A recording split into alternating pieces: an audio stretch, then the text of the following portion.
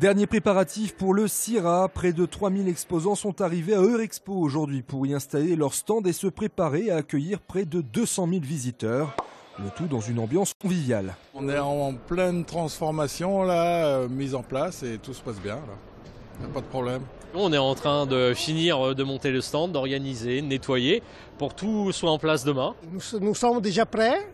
Nous devons seulement changer les vêtements ici et donc demain nous serons prêts. Depuis 32 ans, le CIRA est devenu le rendez-vous incontournable des professionnels des métiers de bouche. Pendant 4 jours, Lyon sera donc la capitale mondiale de la gastronomie. Nous avons un hall de plus de 10 000 m² cette année et nous attendons plus de 200 000 visiteurs professionnels du food service, dont 17% qui vient de tous les pays du monde. Le CIRA ouvrira ses portes ce samedi à 9 h et en marge de cet événement, la première biennale internationale du goût ouverte à tous débutera demain par un repas géant dans le tunnel Mode Doux de la Croix-Rousse. Un salon destiné aux professionnels, mais qui laisse bien évidemment la part belle à la dégustation, à l'image de ce saucisson brioché de 30 mètres, le plus long du monde, réalisé par la maison Sibilia. Une pièce installée à la Confluence qui a nécessité 2 jours de travail. C'est un petit challenge qu'on s'est mis avec des cuisiniers lyonnais, donc président de Toque Blanche, président des Bouchons lyonnais, entre autres. Et au départ, on est parti sur une idée de faire un grand saucisson à cuire. Et puis ils m'ont corsé un peu la chose en rajoutant de la brioche, donc voilà, ça a modifié un petit peu les choses. C'est l'équivalent de 70 kg de saucisson à cuire, 70 kg de pâte à brioche, en plus un peu 2-3 ingrédients, donc on doit être à peu près à 150 kg de saucisson brioché. Soit l'équivalent de 1500 parts au total, distribuées gratuitement aux visiteurs durant toute la soirée.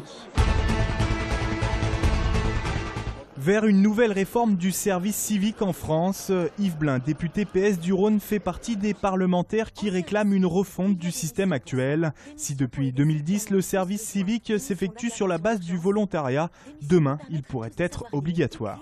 Je propose de créer un service national républicain obligatoire qui durerait 6 mois, que l'on effectuerait entre 16 et 25 ans, qui pourrait être par période fractionnée selon les études, selon le travail qu'on fait, mais qui permettent de s'inscrire dans une logique de participation et de contribution à l'intérêt général. Elle est venue te voir la dame là pour l'impression ? Non, pour l'instant ça va. Mathias, 20 ans, est actuellement en mission à la médiathèque de Fézin. Comme lui, ils sont 35 000 en France chaque année à accomplir leur service civique dans une association ou une collectivité. C'est assez atypique quand même. C'est entre être étudiant et être employé en fait, c'est ça. Il y a une part de travail, il y a une part de formation. Il touche environ 500 € par mois pour cette mission. En cas de service obligatoire, 800 000 jeunes pourraient être concernés chaque année. Le coût serait alors de plusieurs milliards d'euros, sauf si l'indemnité était supprimée. Mais moi je pense que ce n'est pas un dispositif qui est coûteux. Il ne s'agit pas d'indemniser des jeunes. Quand on faisait l'armée, on n'était pas payé pour la faire. C'est un don que l'on fait à la nation et à l'œuvre générale. Du côté de l'UMP, certains réclament plutôt le retour du service militaire. C'est la modernisation du taxi qu'on attendait depuis longtemps. Réserver son taxi en un seul clic, ce sera bientôt possible à Lyon. Dans quelques semaines, l'application Taxilox sera lancée. Son principe est simple, permettre au client de géolocaliser sur son téléphone les taxis disponibles situés à proximité. Pour les clients, ils téléchargent l'application client et donc après ils n'ont plus qu'à suivre comme toutes les applications ce qui arrive et de commander leur taxi et ça, surtout c'est gratuit pour les clients, c'est ça qui est très important. Gratuit et rapide pour les clients, cette application est surtout l'opportunité pour les taxis de reprendre la main sur ce service devenu très concurrentiel depuis l'apparition des VTC, les véhicules de transport avec chauffeur. On sent qu'il y a d'abord un très grand engouement de la part des chauffeurs qui ont envie de s'approprier les nouvelles technologies, d'être disponibles justement grâce à l'usage des nouvelles technologies. On pense très honnêtement que fin février, début mars, on va pouvoir ouvrir le service officiellement aux clients.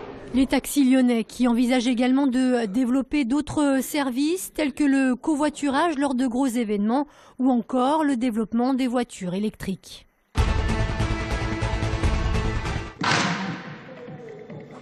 OK.